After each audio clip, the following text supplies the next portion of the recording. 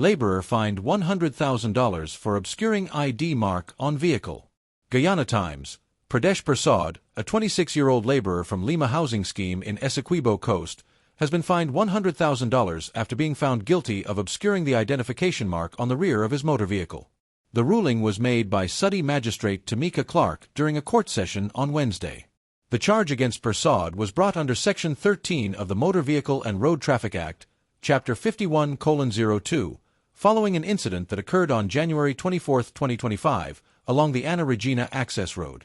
During the court proceedings, one witness provided testimony before the prosecution closed its case.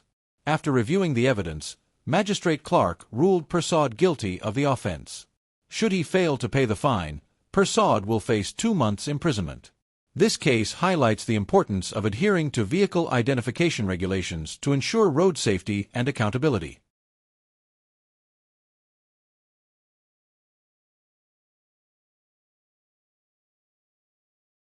Investment Committee member files legal challenge over Natural Resource Fund transparency.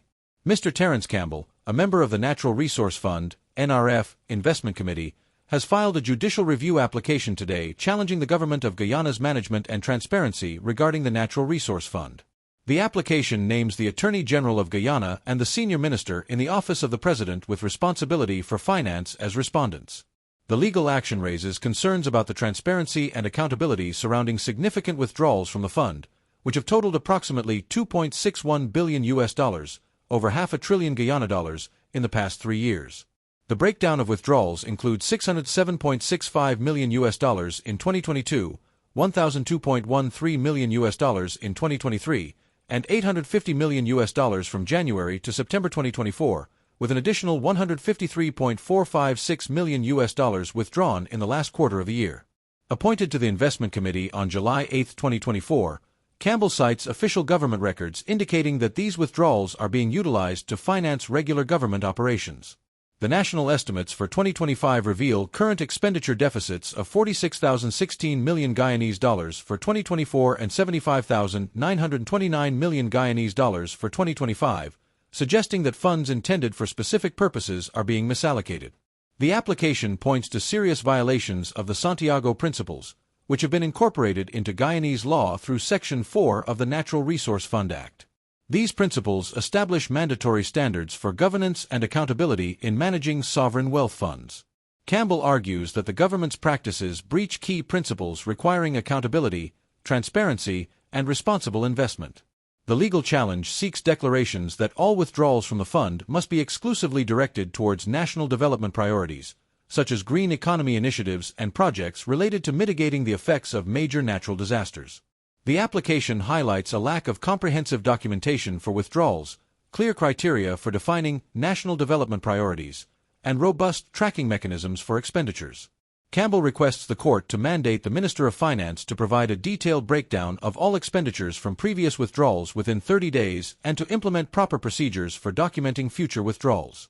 This request is underscored by evidence that none of the projects listed in the 2025 Public Sector Investment Program explicitly identifies financing from the Natural Resource Fund, despite the substantial withdrawals. Mr. Campbell is represented by Mr. Roysdale A. Ford, SC, and Mr. Seenath Jairam, SC.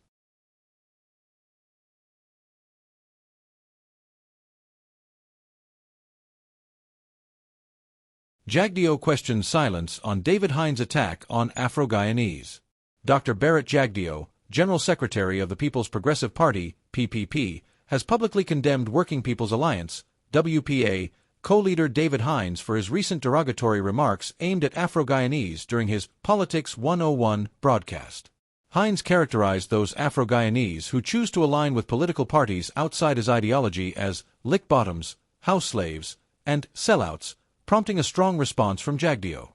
In a press conference held at Freedom House in Georgetown, Jagdeo expressed his frustration over the lack of condemnation from various segments of society, particularly from leaders of the People's National Congress/Reform, PNC/R, such as Aubrey Norton, and the Alliance for Change, AFC, led by Nigel Hughes.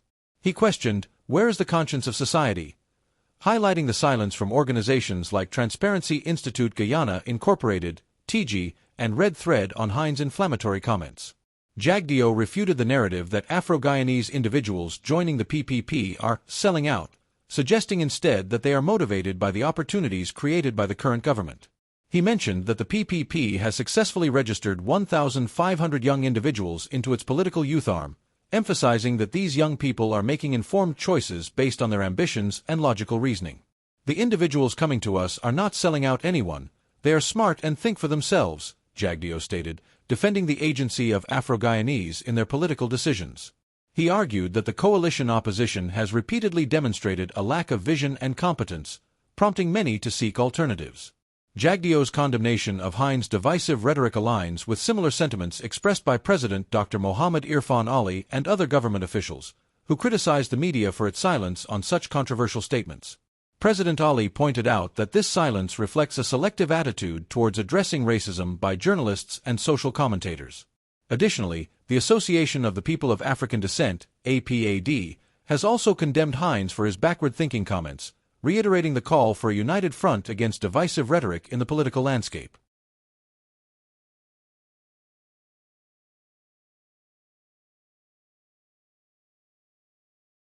Over 8,000 meters of sea defenses to be built this year. The Guyanese government is set to construct approximately 8,000 meters of sea defense structures across the country, with an allocation of $8.2 billion in the 2025 budget. This initiative is part of a broader strategy to diversify agricultural infrastructure while focusing on climate-smart development.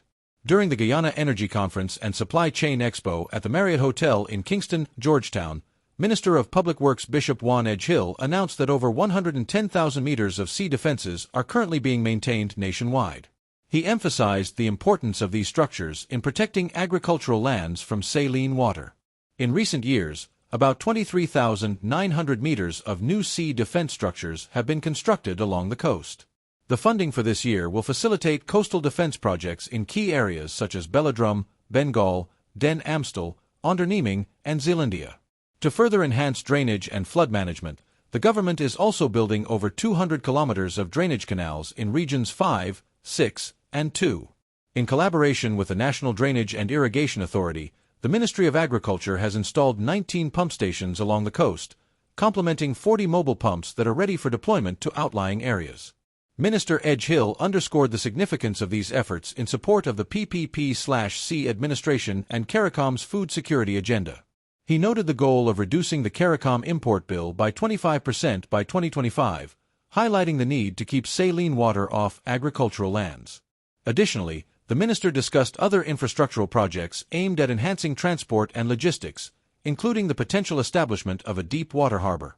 Although a final decision has yet to be made, he indicated that the government is considering a railway system to facilitate the movement of containers from the proposed harbor to Lethem and northern Brazil. Edgehill emphasized that rail transport remains the most economical option for moving goods, which could significantly drive economic growth. Overall, these investments are designed to diversify the economy and improve connectivity across the region.